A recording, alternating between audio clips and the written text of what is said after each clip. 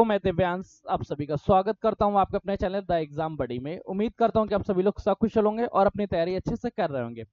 कल के सेशन में हम लोगों ने चर्चा की थी महमूद गजनवी के बारे में। आज के सेशन में हमारी चर्चा का उद्देश्य रहेगा मोहम्मद गौरी। मोहम्मद गौरी ने भारत पे किस तरह से आक्रमण किया, उसके कारण क्या थे, डिटेल क्लास के साथ प्रीवियस ईयर क्वेश्चन भी। प्रीवियस ईयर क्वेश्चन आपके लिए बहुत इंपॉर्टेंट है, कुछ क्वेश्चन आपको होमवर्क में मिलेंगे, तो उस सेशन को पीडीएफ लेना मत भूलिएगा। और आज के सेशन में आप लोगों को एक गिफ्ट भी दिया जा रहा है, लिंक डिस्क्रिप्शन में लगा हुआ है, वहां पे लिखा होगा क्लेम योर गिफ्ट, वहां पे एक गूगल फॉर्म होगा, उसको भर दीजिएगा। उसके बाद आप लोगों का गिफ्ट 21 तारीख को आप तक पहुंच जाएगा। तो चलिए आज के सेशन को स्टार्ट करते हैं और चर्चा करते हैं इतिहास के महान व्यक्ति के बारे में, जिसको मोहम्मद गौरी के नाम से जानते हैं, जो इतिहास में एक स्वर्णिम अक्षरों से अंकित है। अब देखो, आज के क्वेश्चन को स्टार्ट करने से पहले थोड़ा सा हम लोग ओवरव्यू लेते हैं। कल के सेशन में हम लोगों ने पढ़ा था 712 ईस्वी में मोहम्मद बिन कासिम एमबीके के बारे में। एमबीके क्या था? भारत में पहला मुस्लिम आक्रमणकारी था। सूफी के चंचनामा से ज्ञान मिला था। भारत में खजूर की खेती, ऊंट पालन का कार्य एमबीके द्वारा हुआ। इसके बाद कल की चर्चा में हम लोगों ने चर्चा की थी महमूद गजनवी के बारे में। ध्यान रखना कल क्या क्या पॉइंट्स पढ़े थे। महमूद गजनवी के बारे में हम लोगों ने पढ़ा कि इसका कोई भी उद्देश्य भारत में सत्ता का स्थापन करना नहीं था, बल्कि ये भारत से धन को लूट के अपनी सत्ता स्थापित करना चाहता था। और इस क्रम में इसने 17 बार आक्रमण किए थे। और 17 बार आक्रमण करने के साथ मोहम्मद गजनवी को हम लोग बुत सिकन, मूर्ति भंजक, इन नामों के नाम से जानते हैं। और जब महमूद गजनवी को पढ़ा था तब हम लोगों ने यहाँ पे पढ़ा था कि इसने भारत पे लूटने के लिए 1001 में पेशावर से प्रारंभ किया और 1027 ईस्वी में सिंध के जाटों के विरुद्ध किया। बीच में इसने सोमनाथ का मंदिर लूटा, कन्नौज विजय की, थानेश्वर का युद्ध किया, बेंद का युद्ध किया, मुल्तान का युद्ध किया। ये महमूद गजनवी की उपाधि थी। अब महमूद गजनवी के साथ 4 विद्वान भी आए, तो उनके बारे में हम लोगों ने पढ़ा था, जिनका नाम अलबरूनी, फिरदौसी, उतबी और फारूकी था। अब आज के सेशन में हम लोग चर्चा करेंगे मोहम्मद गौरी के बारे में। मोहम्मद गौरी के बारे में भी कुछ पॉइंट्स एकदम याद रखो और इसको लिख लो पेन चला के, चाहे जैसे किसी तरह से आपको याद रहना चाहिए। मोहम्मद गौरी का अगर निक नेम चर्चा करें तो इसको हम लोग जानते हैं मुइजुद्दीन, पूरा नाम याद रखा, मुइजुद्दीन मोहम्मद गौरी। मुइजुद्दीन मोहम्मद गौरी का उद्देश्य क्या था? ये भारत में अपनी सत्ता का स्थापना करना चाहते थे। इस क्रम में इसने भारत में लगभग 18 बार आक्रमण किया। इसका जो पहला आक्रमण था 1175 ईडी में था, मुल्तान विजय के रूप में। मुल्तान विजय के बाद इसने फिर धीरे धीरे आक्रमण प्रारंभ किए और आखिरी आक्रमण जो था 1205 ईस्वी में, 1205 एडी, सॉरी 1205 ईस्वी में इसका जो आक्रमण था वो था पंजाब के खिरावर जाति के विरुद्ध। ये गौरी का अंतिम आक्रमण था। अंतिम आक्रमण करने के बाद याद रखो 1206 ईस्वी में अफरीदी काबिलों पर सिंधु नदी के दम्यक नामक स्थान पर नमाज पढ़ते समय किसी अज्ञात व्यक्ति द्वारा मोहम्मद गौरी की हत्या कर दी गई। इसका जीवन यापन, जीवन लीला कुछ इस तरह से रही। इस क्रम में कुछ पॉइंट्स आपसे और पूछे जाएंगे, जैसे ये किस वंश से संबंधित था। मोहम्मद गौरी जो था ये गौर वंश से संबंधित था। गौर वंश को ही हम लोग संसबानी वंश कहते हैं। तो ये दोनों पॉइंट्स याद रखो, किस वंश से थे? गौर वंश से, संसबानी वंश से थे। अगर आपसे क्वेश्चन बोले कि भारत में मुस्लिम सत्ता का संस्थापक कौन सा है, क्वेश्चन इस तरह से पूछा जाएगा, मुस्लिम साम्राज्य का भारत में, मुस्लिम साम्राज्य का भारत में संस्थापक कौन है, तब याद रखना मोहम्मद गौरी, मुइजुद्दीन गौरी। और साथ ही साथ कभी कभी इसके निकनेम के बारे में पूछ लिया जाता है कि इसको किन नाम से जाना जाता है, तो इसको शिहाबुद्दीन के नाम से जाना जाता है। तो ये 3 पॉइंट्स आपको ध्यान देने योग्य है। इस बीच में इसने पेशावर का युद्ध, सिलाकाट का विजय, लाहौर विजय, तराइन का प्रथम युद्ध, तराइन का द्वितीय युद्ध, चंदावर का युद्ध इत्यादि किए। साथ ही साथ इसने सिक्कों पे कलमा गुदवाए। कलमा के साथ इसने लक्ष्मी देवी की भी, देवी लक्ष्मी की भी मूर्ति गुदवाई, उनकी भी मूर्ति बनवाई।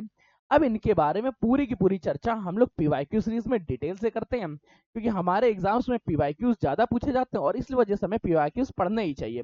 पीवाईक्यूज पढ़ने से पहले अगर आपके मन में कोई क्वेश्चंस, कोई डर, कोई शंका, कोई क्वेश्चन कुछ भी उत्पन्न हो रहा हो तो कमेंट कर दीजिए। और या आप एक काम कर सकते हैं कि हमारा एक नंबर है 9889057003, इस नंबर पे आप मुझे क्लास सेशन कंप्लीट होने के बाद करेंगे। अब हम लोग चर्चा करते हैं पहला क्वेश्चन। पहला क्वेश्चन आपसे पूछ रहा है, मोहम्मद गौरी के किस दास ने बंगाल व बिहार पर विजय प्राप्त की? देखो, मोहम्मद गौरी ने क्या किया था? मोहम्मद गौरी भारत में लूटता था, भारत पर आक्रमण करता था और आक्रमण करने के बाद भारत में अपने किसी एक गुलाम को वहां का सिपे सालार या वहां का सिक्तादार नियुक्त कर देता था और नियुक्त करने के बाद पुनः किसी दूसरी जगह युद्ध करने चला जाता था। इसी क्रम में जैसे कुतुबुद्दीन ऐबक है, इल्तुतमिश है, बख्तियार खाजी, यल्दूज, ये इन्हीं के गुलाम थे। अब इल्तुतमिश के बारे में ध्यान रखना, इल्तुतमिश कुतुबुद्दीन ऐबक का गुलाम था। कुतुबुद्दीन ऐबक बख्तियार खिलजी व यल्दुश इसी के गुलाम थे। मोहम्मद गौरी के गुलाम कौन है? मोहम्मद गौरी के गुलाम है कुतुबुद्दीन ऐबक, बख्तियार खिलजी, यल्दुश। और कुतुबुद्दीन ऐबक का गुलाम कौन है? कुतुबुद्दीन ऐबक का गुलाम इल्तुतमिश है। और ये लोग बाद में भारत में सत्ता का स्थापना करते हैं, जिस वजह से इनके द्वारा जिस वंश का स्थापना हुई उस वंश को हम लोग गुलाम वंश के नाम से जानते हैं। पॉइंट्स कंफर्म हुआ। अब यहाँ क्वेश्चन पूछ रहा है बंगाल व बिहार पर किसने विजय की थी? बंगाल व बिहार पर विजय करने के बाद वो बख्तियार खिलजी को सौंपा गया था। बंगाल व बिहार का क्षेत्र किसको दिया गया? बख्तियार खिलजी को। दिल्ली का क्षेत्र किसको दिया गया? कुतुबुद्दीन ऐबक को। ठीक, पॉइंट्स याद रखना। बख्तियार खिलजी को क्या दिया गया? बख्तियार खिलजी को बंगाल व बिहार की सत्ता सौंपी गई थी। अर्थात दूसरे का ऑप्शन नंबर क्या? Option number C. अच्छा, दूसरा तो पहला क्वेश्चन क्या था यार, वो भी तो देख लो। पहला क्वेश्चन पूछ रहा है निम्नलिखित में से कौन सा शासक पृथ्वीराज चौहान के नाम से जाना जाता है? अच्छा, पृथ्वीराज चौहान से याद रखना, पृथ्वीराज चौहान और मोहम्मद गौरी के मध्य दो युद्ध होते हैं। एक था तराइन का प्रथम युद्ध और तराइन का द्वितीय युद्ध। जब भी आपसे क्वेश्चन बोले दोनों याद रखना, तराइन का प्रथम युद्ध, तराइन का द्वितीय युद्ध। ये दोनों युद्ध होते हैं किसके किसके बीच में? पृथ्वीराज चौहान और पृथ्वीराज चौहान के अगेंस्ट में पार्टी रहती है मोहम्मद गौरी। अब जो प्रथम युद्ध था वो 1191 में हुआ, द्वितीय युद्ध 1192 में हुआ। द्वितीय युद्ध में जयचंद्र ने मदद की मोहम्मद गौरी की, जिस वजह से पृथ्वीराज चौहान हारे। वरना पृथ्वीराज चौहान को हराने का तो हिम्मत मोहम्मद गौरी में नहीं थी। भारतीय सत्ता इतनी स्थापित थी, पर क्या करें, जयचंद्रों से हमें सावधान रहना चाहिए। ये इतिहास, सॉरी, ये हिस्ट्री का भी एक वाक्य है और साथ ही साथ ये हिंदी का भी एक वाक्य है। यहाँ पे जयचंद्र में कौन सी संज्ञा है, ये आपसे क्वेश्चन पूछ रहा है। यहाँ ध्यान रखो, जयचंद्र पृथ्वीराज चौहान के नाम से कौन प्रसिद्ध है? पृथ्वीराज चौहान के नाम से पृथ्वीराज तृतीय फेमस है। अर्थात ऑप्शन नंबर क्या रहा है यहाँ पे? ऑप्शन नंबर यहाँ का सी सही हो गया, पहले का ऑप्शन नंबर सी। कौन कौन से युद्ध हुए थे? दो युद्ध लड़े गए, तराइन का प्रथम युद्ध व तराइन का द्वितीय युद्ध। दोनों के पॉइंट्स याद रखना, 1191, 1192। 91 में पृथ्वीराज चौहान की विजय होती है, 1192 में मोहम्मद गौरी की विजय हो जाती है। थर्ड क्वेश्चन देखते हैं, बिहार और बंगाल की विजय करने पर तुर्की सेनापति कौन था?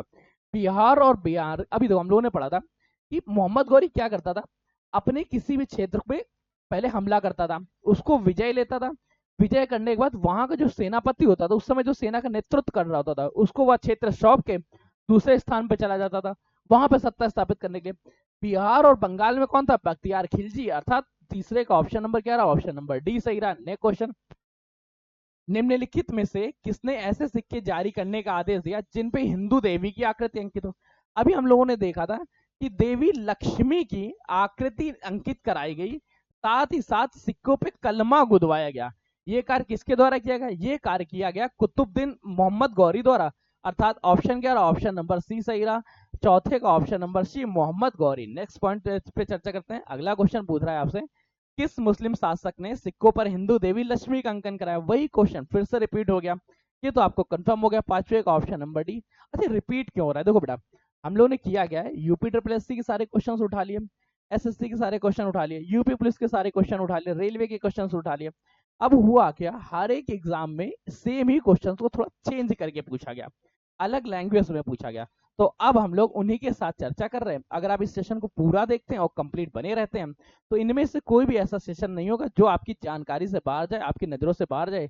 ये श्योर है, हर एक एग्जाम में आपका सिलेक्शन पक्का हो जाएगा। सिलेक्शन पक्का करने के क्रम में अगले देखते हैं, लक्ष्मी की आकृति युक्त सिक्के किसने चलाए थे? ऑप्शन कंफर्म हो गया, बिल्कुल मुझसे मत पूछना कि इसका ऑप्शन मोहम्मद गौरी होगा। ने क्वेश्चन, निम्नलिखित में से मध्य एशिया के किस शासक ने 1192 में उत्तर भारत विजय किया? अच्छा, 1192 में उत्तर भारत विजय करने का मतलब क्या हुआ? 1192 में अभी हम लोगों ने पढ़ा था कि तराइन का सेकंड युद्ध हुआ था। तराइन के सेकंड युद्ध में किसके किसके? पृथ्वीराज चौहान, और पृथ्वीराज चौहान के अगेंस्ट में था मोहम्मद गौरी। जब मोहम्मद गौरी का पूरा नाम क्या था? मोहम्मद गौरी को हम लोग शिहाबुद्दीन मोहम्मद गौरी के नाम से भी जानते हैं। शिहाबुद्दीन इसका निक नाम हो गया, शिहाबुद्दीन मोहम्मद गौरी इसका पूर्ण नाम हो गया। अर्थात सातवें का ऑप्शन क्या रहा? ऑप्शन नंबर सी सही रहा। शिहाबुद्दीन मोहम्मद गौरी 1192 तराइन का द्वितीय युद्ध, तराइन के द्वितीय युद्ध में विजय किसकी होती? मोहम्मद गौरी की विजय होती है। अब मोहम्मद गौरी की विजय तो होती है, पर इसके पीछे भारत का एक जयचंद्र भी शामिल था, जिसने मोहम्मद गौरी को वीक पॉइंट्स बता दिए थे कि किस तरह से वो पृथ्वीराज चौहान को हरा सकता है। नेक्स्ट क्वेश्चन को स्विच करते हैं। अगला क्वेश्चन पूछ रहा है, सुल्तान मुइजुद्दीन का भारत पे प्रथम आक्रमण कहाँ हुआ था? अभी हम लोगों ने सेशन में पढ़ा था, जो इनका पहला आक्रमण था वो 1175 एडी में मुल्तान विजय के रूप में हुआ था। इन्होंने मुल्तान में आक्रमण किया था, पहला आक्रमण। क्वेश्चन ध्यान रखना, क्वेश्चन इस तरह से पूछा जा सकता है, मोहम्मद गौरी का प्रथम आक्रमण, शिहाबुद्दीन मोहम्मद गौरी का प्रथम आक्रमण, या मुइजुद्दीन मोहम्मद गौरी का प्रथम आक्रमण कहाँ पे था?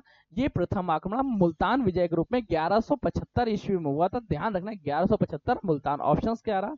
आठवें का ऑप्शन नंबर बी सही रहा। नेक्स्ट क्वेश्चन को स्विच करते हैं। मोहम्मद गौरी ने सर्वप्रथम भारत में निम्नलिखित में कहाँ आक्रमण किया?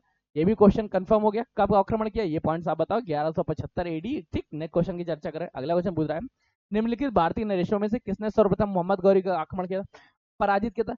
पराजित करने वाले में 1191 में तो मोहम्मद पृथ्वीराज चौहान को पड़ा ही था, पर इससे पहले एक बार ध्यान रखना कि सबसे पहले 1178 ईस्वी में पाटन युद्ध हुआ था।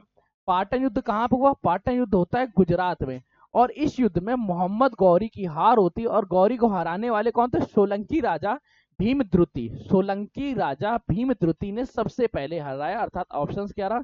ऑप्शंस नंबर यहाँ पे 10वें का ए हो गया।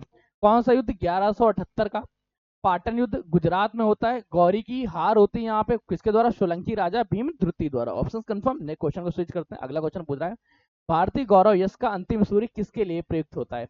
भारतीय गौरव का जो अंतिम सूर्य है ये पृथ्वीराज चौहान के लिए होता है, क्योंकि पृथ्वीराज चौहान के बाद भारत की मध्यकालीन सत्ता में कोई भी ऐसा ग्रेट सम्राट नहीं होता है जिसने इतने बड़े साम्राज्य, इतने बड़े भूभाग पे सत्ता स्थापित की हो। भारतीय राजाओं में से मुस्लिम आक्रांता होते हैं, परंतु मुस्लिम आक्रांता यहाँ पे भारतीय गौरव, भारतीय यश का अंतिम सूर्य पृथ्वीराज चौहान को माना जाता है, अर्थात 11 का ऑप्शन नंबर बी। इनकी विजय कब होती है? 1192। कौन सा? तराइन का सेकंड युद्ध। ठीक है, नेक्स्ट क्वेश्चन देखते हैं। अगला क्वेश्चन पूछ रहा है, मोहम्मद गौरी खुसरो शाह के विरुद्ध निम्नलिखित में से किसके साथ मिला? मोहम्मद गौरी खुसरो शाह के विरुद्ध निम्नलिखित में से किसके साथ मिला? गुजरात का शासक, मुल्तान का शासक, पेशावर का शासक, या जम्मू का शासक? तो याद रखो जम्मू का शासक जो था वो पेशावर विजय, ठीक है, मिला था। ऑप्शंस क्या रहा? ऑप्शंस नंबर यहाँ के 12 का ऑप्शन नंबर डी रहा। ये क्वेश्चन को स्विच करते हैं और ध्यान रखो अगला क्वेश्चन आपसे इससे ज्यादा अच्छा और इंपॉर्टेंट पूछा जाएगा। क्या इंपॉर्टेंट क्वेश्चन? इंपॉर्टेंट क्वेश्चन आपसे पूछ रहा है, पृथ्वीराज चौहान के विरुद्ध मोहम्मद गौरी के आक्रमण के समय कन्नौज पर निम्नलिखित में से किस वंश का शासक था? तो कन्नौज पे उस समय गढ़वाल वंश का शासन था, अर्थात 13 का ऑप्शन क्या रहा? ऑप्शन नंबर डी सही रहा। मोहम्मद गौरी ने पृथ्वीराज चौहान पर जब आक्रमण किया 1191 और 1192 में, उस समय कन्नौज पे गढ़वाल वंश का शासक था, अर्थात ऑप्शंस क्या रहा? 13 का ऑप्शन नंबर डी सही रहा। नेक्स्ट क्वेश्चन के बारे में चर्चा करते हैं। मोहम्मद गौरी ने भारत में निम्नलिखित में से किस युद्ध में स्वयं भाग नहीं लिया? 1191 का तराइन युद्ध स्वयं आया था, 1194 कन्नौज युद्ध में भी, 1205 का खोखरो विरुद्ध विद्रोह को भी दबाने के लिए आया था। खोखरो क्या है? पंजाब जनजात, पंजाब के क्षेत्र थे। परंतु 1197-98 में वह अल्दिवाय चालुक्य के विरुद्ध में इसमें स्वयं भाग नहीं लिया था, बल्कि इसके सेनापति ने भाग लिया था, अर्थात 14 का ऑप्शन क्या रहा? ऑप्शन नंबर सी सही रहा। नेक्स्ट क्वेश्चन, मोहम्मद गौरी की हत्या कहाँ होती है? मोहम्मद गौरी की हत्या जब ये खोखरो विद्रोह को दबा के वापस लौट रहे थे उस दौरान सन 2006 में, सॉरी 2006 नहीं, यहाँ 1206 की चर्चा है, 1206 ईस्वी में अफरीदी कबीलों द्वारा इनकी सिंधु नदी के दम्यक नामक स्थान पे नमाज पढ़ते समय धोखे से मोहम्मद गौरी की हत्या कर दी गई। क्या हुआ? नदी का नाम याद रखो, दम्यक नामक स्थान है, सिंधु नदी का तट है, नमाज पढ़ रहे थे, नमाज पढ़ते समय किसी ने इनकी हत्या कर दी, अर्थात ऑप्शंस क्या रहा है यहाँ का? ऑप्शन नंबर 15 का बी रहा। इसके साथ पूरी कहानी याद रखिए। खोखरो विद्रोह को दबाने के बाद 1206 ईस्वी में ये वापस लौट रहे थे, उस दौरान सिंधु नदी के दम्यक नामक स्थान पे नमाज पढ़ते समय किसी ने इनकी हत्या कर दी अज्ञात व्यक्तियों द्वारा। चंदावर का युद्ध किसके मध्य हुआ था? याद रखो 1194 का समय है, जयचंद्र की हार होती है, और जयचंद्र की हार के बाद संयोगिता से विवाह कर लेता है। संयोगिता कौन थी? संयोगिता जयचंद्र की पुत्री थी। संयोगिता से विवाह करता है और संयोगिता को उस समय विश्व सुंदरी माना जाता था। ठीक है, पॉइंट्स याद रखना। विश्व सुंदरी किसे माना जाता है? संयोगिता को। इसका परिणाम होता है, पहली बात तो जयचंद्र की हार होती है। जयचंद्र ने ही खुद मदद की थी 1192 में, आपने पढ़ा क्या? जब हम लोगों ने तराइन का द्वितीय युद्ध पढ़ते हैं तब जयचंद्र ने मदद की मोहम्मद गौरी को। मोहम्मद गौरी वापस आता है, वापस आने के बाद फिर से इनको खत्म कर देता है, और खत्म करने के बाद किसी ऑप्शन में जयचंद व Shihabuddin Ghori, option number B सही रहा। यहाँ पे 16 का ऑप्शन नंबर बी सही रहा। खत्म करने के बाद जयचंद्र की पुत्री संयोगिता से विवाह करता है और ये उस समय विश्व सुंदरी का खिताब इन्हें प्राप्त था। निम्नलिखित में से कौन से राजा मोहम्मद गौरी द्वारा चंदावर के युद्ध में पराजित हुए? चंदावर के अभी हम लोगों ने पढ़ा था जयचंद्र के अगेंस्ट में, अर्थात ऑप्शन नंबर क्या रहा, ऑप्शन नंबर बी सही रहा। ये युद्ध होता कब है, 1194 ईस्वी में। नेक्स्ट क्वेश्चन, मोहम्मद गौरी ने जयचंद्र को किस युद्ध में पराजित किया था। मोहम्मद गौरी ने जयचंद्र को किस युद्ध में पराजित किया था, क्वेश्चन याद रखो। जयचंद्र को पराजित किया 1194, चंदावर युद्ध 18 का ऑप्शन सी। कोई क्वेश्चन मन में ना हो। नेक्स्ट, देखो ये क्वेश्चन थोड़ा सा आगे पढ़ेंगे जब हम लोग दिल्ली सल्तनत काल को पढ़ेंगे, आज इसकी डिटेल क्लास नहीं ली है, ये बात मान सकता हूं मैं, पर आ गया तो हम लोग पढ़ लेते हैं। किसकी मृत्यु चौगान खेलते समय हुई थी, याद रखो मोहम्मद गौरी का एक गुलाम था कुतुबुद्दीन ऐबक। अब कुतुबुद्दीन ऐबक ने क्या किया, कुतुबुद्दीन ऐबक को इसने सम्राट बना दिया। सम्राट बनने के बाद ये प्रशासन करने लगा, परंतु ये कभी भी भारत नहीं आया। ये भारत ना आके, इसने भारत नहीं आया था, ये लाहौर में ही रहता था और वहीं से सत्ता प्रारंभ करा था। वहां पे एक दिन ये चौगान खेल रहा था, चौगान खेलते समय ये घोड़े से गिर गया और मृत्यु हो गई। चौगान का जैसे हम लोग रग्बी खेलते थे, उसी तरह से ये चौगान एक खेल होता था जिसमें घोड़े पे बैठ के खेला जाता है। अर्थात 19 का ऑप्शन क्या रहा, 19 का ऑप्शन नंबर डी रहा, घोड़े की हॉकी मान सकते हैं। निम्नलिखित में से किसने पंजाब के कुतुबुद्दीन ऐबक से संघर्ष किया। पंजाब में कुतुबुद्दीन ऐबक के साथ किसने संघर्ष किया था, वह किया था यल्दौज ने, अर्थात तौजुद्दीन यल्दौज। ऑप्शन क्या रहा, 20 का ऑप्शन नंबर 20 सही रहा। नेक्स्ट पॉइंट, दिल्ली के किस सुल्तान ने उसकी उदारता के कारण लाख बख्श के नाम से जाना जाता है। लाख बख्श के नाम से किसे जाना जाता तो इल्तुतमिश को जाना जाता था। 21 का ऑप्शन नंबर बी सही रहा। ये क्वेश्चन दिल्ली सल्तनत पॉइंट से, दिल्ली सल्तनत की क्लास को हम लोग कल के सेशन में लेंगे। कल के सेशन से हमारे दिल्ली सल्तनत की क्लास स्टार्ट होगी। गुलाम वंश का प्रथम साम्राज्य कौन था, गुलाम वंश का प्रथम साम्राज्य, देखो गुलाम वंश का प्रथम शासक कौन था और गुलाम वंश का स्थापक, सॉरी दिल्ली में मुस्लिम सत्ता का स्थापक कौन है, दोनों पॉइंट्स अलग है। कभी कभी गुलाम वंश के संस्थापक पूछ ले कुतुबुद्दीन ऐबक, अगर वास्तविक संस्थापक पूछ ले, जस्ट सपोज यहाँ पे एक लेटर लिखा होता वास्तविक संस्थापक, तब आपको इल्तुतमिश लगाना पड़ता। दोनों पॉइंट्स को ध्यान रखो। 23 का ऑप्शन नंबर बी पर टिक लगाओ। नेक्स्ट क्वेश्चन को स्विच करते हैं। अगला क्वेश्चन पूछ रहा है, भारत में मोहम्मद गौरी ने किसको अपना अकदा नियुक्त किया था। अकदा मतलब उत्तराधिकारी नियुक्त किया था। मोहम्मद गौरी ने कुतुबुद्दीन ऐबक को अपना अकदा या उत्तराधिकारी नियुक्त किया था और कुतुबुद्दीन ऐबक ने इल्तुतमिश को नियुक्त किया। इस तरह से गुलाम गुलाम गुलाम गुलाम वंश की स्थापना हो गई। ऑप्शन 25 का बी सही रहा। नेक्स्ट क्वेश्चन को स्विच करते हैं। कुतुबुद्दीन ऐबक की राजधानी, कुतुबुद्दीन ऐबक ने हमेशा राजधानी अपनी लाहौर बनाई। कुतुबुद्दीन ऐबक भारत में नहीं आया, ना इसने भारत को राजधानी अपनी बनाई। कुतुबुद्दीन ऐबक ने राजधानी किसको बनाई, इसने राजधानी अपने लाहौर को बनाई। 26 का ऑप्शन नंबर ए सही रहा। नेक्स्ट पॉइंट, पृथ्वीराज को कैद कर अजमेर ले जाया गया और उसे गौरी के अधीनस्थ कुछ वर्षों तक शासन किया। अब ये कथन किसने, ये कथन कहा जाता है हसन निजामी ने। अब हसन निजामी ने एक और कथन कहा है जो आपको याद रखने योग्य और बहुत ज्यादा पूछा जाता है। अब वो मुझे संस्कृत का कथन था, इस वजह से मुझे कथन नहीं याद है, पर उसके भाव याद रखिएगा।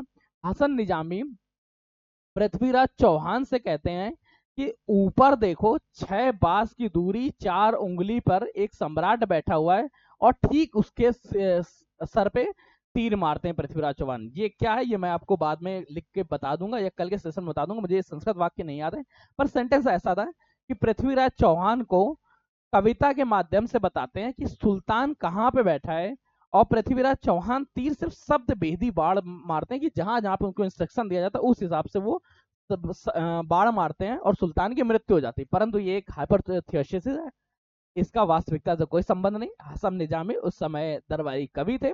कवियों की ये मनसा रहती है कि राजाओं के बारे में उचित लिखें और बहुत उचित लिखें, इसलिए उन्होंने उचित लिखा था। नेक्स्ट पॉइंट, किसके सिक्कों पर बगदाद के अंतिम खलीफा का नाम सर्वप्रथम अंकित किया गया था।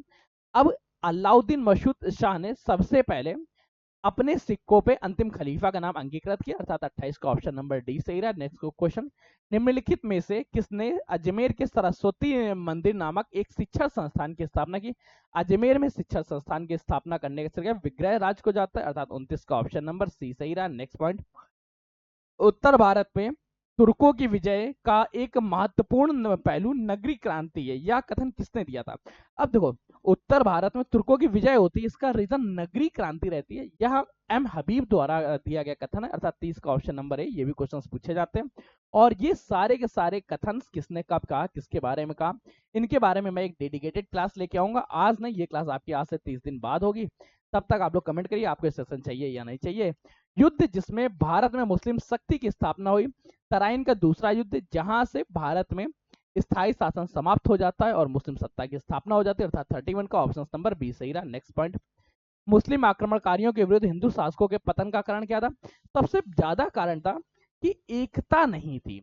मतलब जयचंद्र अगर मदद ही नहीं करते तो कभी हार ही नहीं सकते थे। साथ ही बाकी अगर राजा इस समय मिल जाते, भारतीय राजा, तो किसी भी मुस्लिम आक्रांता की हिम्मत नहीं पड़ती कि वो भारत में प्रशासन स्थापित कर सके।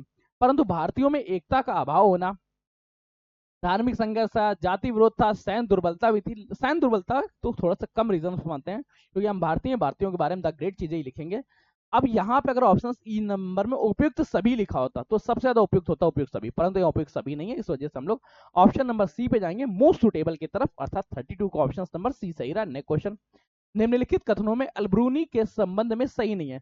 अलब्रूनी एक धर्मनिरपेक्ष लेखक था, ये बात तो नहीं है। उसका ग्रंथ जीवन भारत को बताता है, संस्कृत विद्वान था, त्रिकोणमिति का विद्वान था, बाकी चीज सही है, ये ऑप्शन गलत है। वो धर्मनिरपेक्ष नहीं था, बल्कि वो धर्म को प्रदर्शित करता था और दिखाना चाहता था। Next point.